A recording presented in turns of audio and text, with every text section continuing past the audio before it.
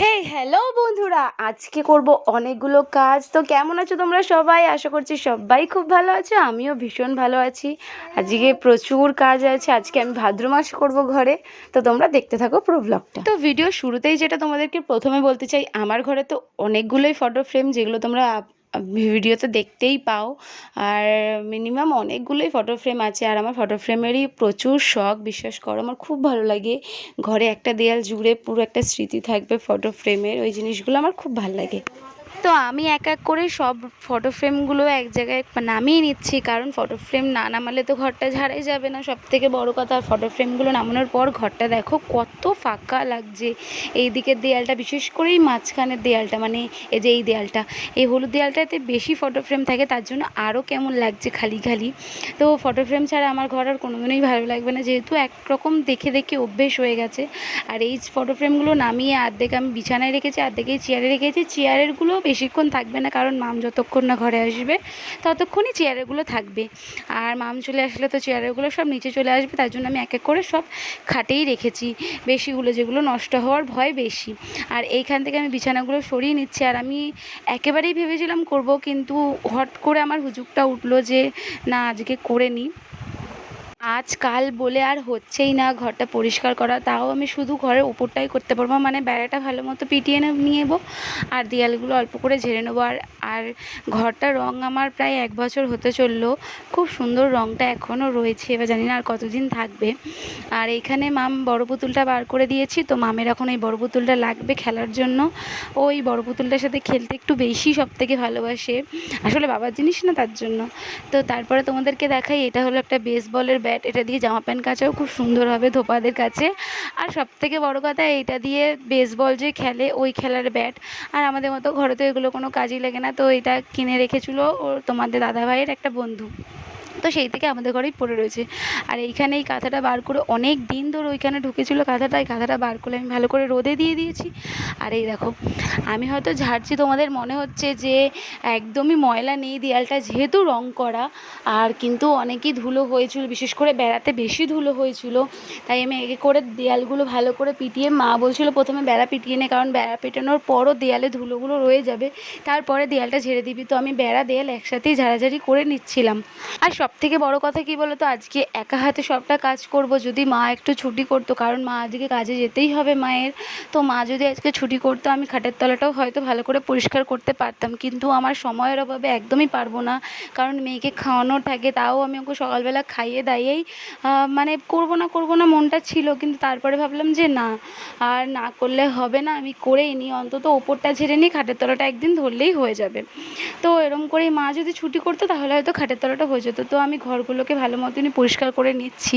আমার এই ওয়ালটা অনেক দিন ধরেই পেন্টিং করার এত ইচ্ছে করছে না, বিশ্বাস করো, যে না ঝাড়লে তো করতেও পারছি না, কারণ রঙটা ঠিকমতো বসবে না, যদি ধুলো পড়ে থাকে তো তখন খুব অসুবিধা হবে রঙ বসাতে। তাই আমি ভেবেছিলাম যে একেবারে ঘরে আমি দেয়াল ফেয়াল ভালো করে পরিষ্কার করেই রঙটা স্টার্ট করব, তোমাদের সাথে খুব শীঘ্রই ভ্লগটা শেয়ার করব। আমি পুরো ওয়ালটা, এই দিকের ওয়ালটাই যেটা ঝাড়ছি ওটা পুরো পেন্টিং করব। আর পাখাটাও যা ময়লা হয়েছে বিশ্বাস করবে না। আর মানে এখন আমাদের যেহেতু মেশিনের কাজ হয় না, তো ঘরটা অল্পই নোংরা হয়, মানে অত নোংরা হয় না। যখন মেশিনের কাজ হতো প্রচুর নোংরা হতো ঘর, মানে একটু করে ঝেড়ে দিতেই হতো মাঝে মাঝে। আর এরকম শলা ঝাড়ু থেকে আমার ঝুল ঝাড়ু দিয়ে ঝাড়তে বেশি ভালো লাগে, কিন্তু ভাদ্র মাসে আমার শাশুড়ি ঝুল ঝাড়ু কেনে না, তো জানি না কেন কেনে না। আমি তো জানি ভাদ্র মাসেই সব কেনে, কিছু ফেলতে নেই। ভাদ্র মাসে ফেলতে নেই বলতে গিয়ে ভাঙাচোরা জিনিস ঘর থেকে ফেলে দিতে হয়, এবার জানি না কেন কেনে না মা। তো তারপরে আমি শলা ঝাঁটা দিয়েই ভালো করে ঘরটা ঝেড়ে নিয়েছি। আর এখানে এক এক করে ঘর ঝাড়া হয়ে গেছে আমার। আর সত্যি এত তাড়াতাড়ি আমি কাজ এই প্রথম করেছি, এত স্পিডে, যেহেতু মামকে আমাকে করতে হবে, কারণ মা 2টোর মধ্যে কাজে বেরিয়ে যাবে, তো 2টোর আগে তোমরা বিশ্বাস করবে, আমি 11:30টার সময় কাজ চালু করেছি, আর 4টের সময় শেষ হয়েছে, মানে ঘর ঝাড়াটা কমপ্লিট করেছি মা যাওয়ার আগে, মানে 1:30টার মধ্যে ঘর ঝাড়াটা কমপ্লিট করেছি, ততক্ষণে এই ফটো ফ্রেমগুলো এক এক করে লাগিয়েও নিয়েছে। আর এইখানে আমার কী হয়েছে, এমন ঝাড়ার চোট, আমার যে ওই প্রেকটা খুলে গেছে ওটা আমি দেখতেই পাইনি, মানে মামের বার্থ ফ্রেমটা লাগানোর যে প্রেকটা খুলে গেছে ঝাঁটার বাড়িতে। তো যাই হোক, ওটা লাগিয়ে নিলাম, ফটো ফ্রেমটা লাগিয়ে এখানে এক এক করে। আর এই পেন্টিংটা আমার সবথেকে পছন্দের, এটা আমি ফোন দেখে এঁকেছিলাম, জানো তো, খুব ভালো লাগছিলো। মেয়েটার চুলটা আমার খুব ভালো লেগেছিলো, আকর্ষণ করেছিল আঁকাটাতে আমার চুলটা দেখেই, তো তাই জন্য আমি এঁকেছিলাম। আর এই ফটো ফ্রেমটা হচ্ছে তোমার দাদাভাই আমার সবথেকে বিয়ের বছরেই করা। যে বছর আমরা প্রথম বিয়ে করেছিলাম সেই বছরে আমি ফটো ফ্রেমটা বানিয়েছিলাম। তো স্বামী স্ত্রী এক ফটো ফ্রেম থাকা ভালো ঘরের মধ্যে, তো তাই জন্য বানিয়ে রেখেছিলাম। আর মামের তো অনেকগুলো ফটো ফ্রেমই হয়ে গেছে, তাও একটা বড় ফটো ফ্রেম বানানোর খুব ইচ্ছে আছে, যেটা ওর 1 মাস থেকে 12 মাস অবধি ফটো ফ্রেমটা খুব শিগগিরই বানাতে দেবো, তোমাদের সাথে শেয়ার করব। আর এই ফটো ফ্রেমগুলো আমি প্রথমে বানিয়েছিলাম যে 3টে পাখি, মানে একটা থিম, একটা ট্রি, মানে একটা গাছের থিম ছিল, তো সেইটাকে আমি করে এরকম 3টে থিম করে দিয়েছিলাম নিজের কম্বিনেশনে। তো কেমন হয়েছে তোমরা অবশ্যই বলো। আর এই ঠাকুরের অঙ্গরাগটাও আমি করেছি, যেটা তোমাদের আগের ভ্লগেও বলেছি যে এই ঠাকুরের অঙ্গরাগটা আমি করেছি, তাও আবার রঙ্গিলা কালারটা দিয়ে আমি করেছি। তো এইটা আর আমার ঘরের দেয়ালের কালারটা সেম হয়ে গেছে। তো সবাই ভাবে হয়তো আমি দেয়ালের কালারটা দিয়েই ওটা করেছি, কিন্তু না, আমি রঙ্গিলা দিয়ে করেছি। আর মামের এই ফটো ফ্রেমটা যখন বানিয়েছিলাম, বিশেষ করে আমি মানে ওপরে একটা প্লাস্টিক দেওয়ার খুব চেষ্টা করেছিলাম, কিন্তু কী বলতো, প্লাস্টিকটা দিলে না মামের মুখটা একদম বোঝা যাচ্ছে না। আর আমি দিয়েছিলাম ওই সেলোপিন পেপার, তো সেলোপিন পেপারগুলো যখন লাগিয়েছিলাম, মানে সামনে থেকে তুমি বুঝতে পারবে, কিন্তু যখন লাইটের রিফ্লেকশনটা পড়বে না, তখন তুমি মামের মুখটা আর বুঝতে পারবে না। মানে প্লাস্টিক, ওই লাইটটার প্লাস্টিকেই শুধু দেখা যাচ্ছে, মানে লাইটে প্লাস্টিকটা দেখা যাচ্ছে, মামের মুখ আর দেখা যাচ্ছে না। তো তার জন্য আমি প্লাস্টিক ছাড়াই রেখেছিলাম। আর ফটোটা আস্তে আস্তে খারাপও হয়ে যাচ্ছে, কারণ এটা তো তোমার ওপরটা একটু উঠে যায়, চলটা যদি তোমার সেরকমভাবে না রাখো তো চলটাটা উঠে যায়।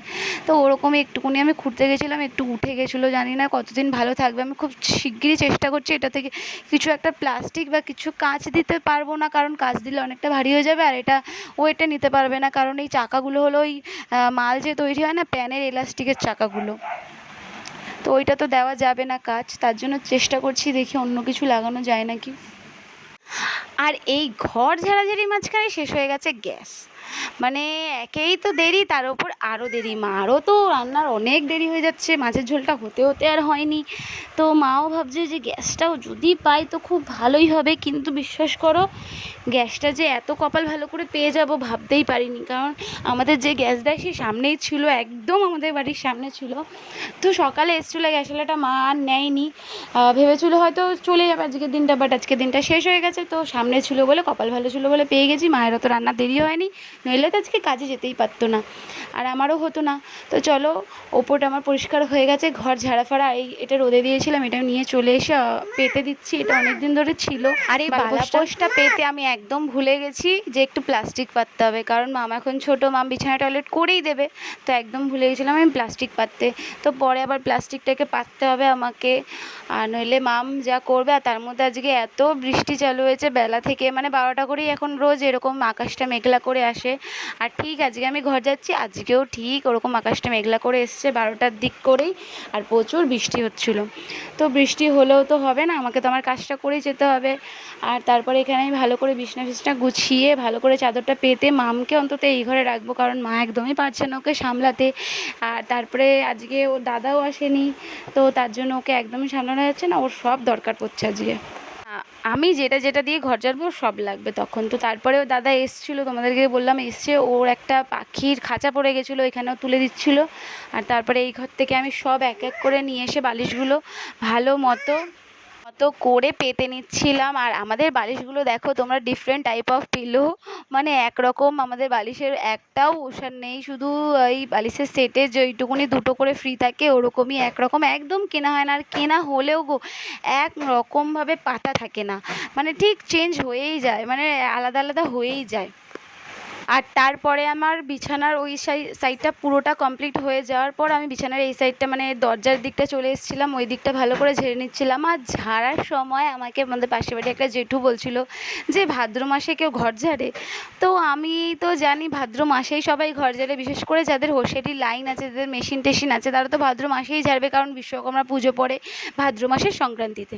তো এবার আমি বুঝলাম না যে উনি কেন বললো কথাটা, কারণ আমরা প্রত্যেকবার ভাদ্র মাসেই ঘর ঝাড়ি, মিনিমাম ঘরটা ঝাড়া হয় আমাদের মহালয়ার, আর মহালয়ার আগে হয়তো সবাই চেষ্টা করে ঘরটা ঝেড়ে নিতে, কারণ মহালয়া দেবীর আগমন চালু হয়ে যায়, তো তখন আর কেউ হয়তো ঘর ঝাড়ে না। তো জানি না কেন জেঠু আমাকে এরকম কথাটা বললো। তো তোমরা যদি কেউ জেনে থাকো কেন ঝাড়ে না ঘর ভাদ্র মাসে, সেটা আমাকে অবশ্যই অবশ্যই কমেন্টে জানিও। আর ভাদ্র মাসেতে সব ভাঙাচোরা জিনিস ঘর থেকে বার করতে হয়, এরকম অনেক কিছু শুনেছি। তো যাই হোক, বড়রা বলে, তো মাও আমাকে বলেছিল, কারণ আমাদের ঘরে তো ঝাড়তো আগে বিশ্বকর্মা পুজোর আগে, তো তার জন্য আমি ঘরটা ঝাড়ছিলাম। তো হয়ে গেছে আমার। এদিকে শোকেসটা দেখলে তো কী অবস্থা ছিল, শোকেসটাকে ভালো করে পরিষ্কার করেছে। আর সবথেকে বাজে জিনিসটা হয়েছিল কী বলো তো, আমার কানের হার, মামকে যে একবার রাধা সাজিয়েছিলাম, ওই ফুল টুল ওই সমস্ত কিছু একদম শোকেসের ওপরটাই রেখে দিয়েছিলাম আমি। মানে হয়নি ঝাড়া, মানে একদম গোছানোর আমি সময় পাচ্ছিলাম না, একটু কুড়েমিও ধরেছিল, মানে এই করবো করবো করে ওরকম রাখা ছিল।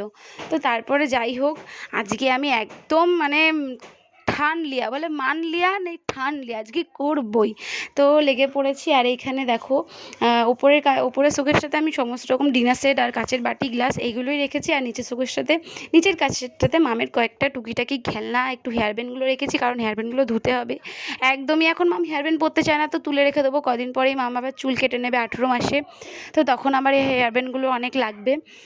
আর তখন তো একদমই পরতে চায় না, যবে থেকে একটু হাত পা হয়ে গেছে, টানতে টুনতে খুলতে শিখে গেছে, তখন থেকেই আরও হেয়ার ব্যান্ড একদম পরতে চায় না। আমি কাপড়ের হেয়ার ব্যান্ডগুলোই কিনেছি, আর ওই ডান্ডিওয়ালা হেয়ার ব্যান্ডগুলো তো আরোই পছন্দ করে না।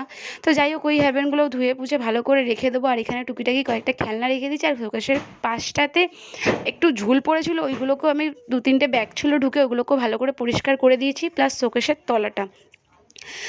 তলাটাতেও অনেক রকম নোংরা পরিষ্কার করতে গিয়ে আমি একটা কাচের বাটির সেট পেয়েছি, জানি না কবে এটা ঢুকেছিল, খেয়ালও নেই বলতে গেলে। আমি ভেবেছি কি জুতোর বাক্স ওখানে রয়েছে কিছু মা, তারপরে দেখি না, ওটা একটা কাচের বাটির সেট, আর খুব সুন্দরই কাচের বাটির সেটটা, একদম ব্লু কালারের। আমার তো খুবই ভালো লাগছিলো। তো যদি কখনো কোনো ইটিং শো করি বা ইটিং ভিডিও করি, ওই কাচের বাটির সেটটা নিয়েই করার ইচ্ছে আছে, আর ওটা আমি বাইরেই রেখে দিয়েছি, তোমরা দেখছো। আর এখানে সমস্ত কিছু আমি এক জায়গায় করে ভালো মতো সব একটা প্লাস্টিকে ঢুকিয়ে, কারণ এখন তো আমি কোথাও ফেলতে যেতে পারবো না, কারণ মেয়ে একা ঘরে আছে, তো মায়ের জন্য রেখে দেবো, মা কালকে সকালবেলা ঠিক ফেলে দেবে আমাদের এখানে ডাস্টবিনে গিয়ে। আর আমি এই বস্তাটার মধ্যে সব যে খুচখাচ প্লাস্টিক বেরিয়েছিলো, তো সেইগুলোকে ভালো করে ঢুকিয়ে নিয়েছি। তো চলো, এদিকের কাজ আমার কমপ্লিট, চলো এবার ঘরটা মুছে নিই। আর এই ডান্ডাটা কেনার পর এত সুবিধা হয়েছে, বিশ্বাস করবে না, এত সুবিধা। এটা দিয়ে মাঝে মাঝে আমি ঘরও ঝাড় দিয়ে দিই, যে যখন শুকনো থাকে সেটা দিয়ে ঘরও খুব সুন্দর পরিষ্কার হয়, কাপড়ের যেহেতু জিনিসটা। আর খুবই আমার সুবিধা হয়েছে এই যখন থেকে মা এই ডান্ডাটা আমাকে কিনে দিয়েছে ঘর মোছার জন্য। আর দিনে অনেকবারই আমাকে ঘর মুছতে হয়, কারণ এখন চিনি জোজো অতটা ঘর নোংরা করে না, কিন্তু চিনি প্রচণ্ড ঘর নোংরা করে, বারবার বাইরে যায় আবার ভেতরে আসে।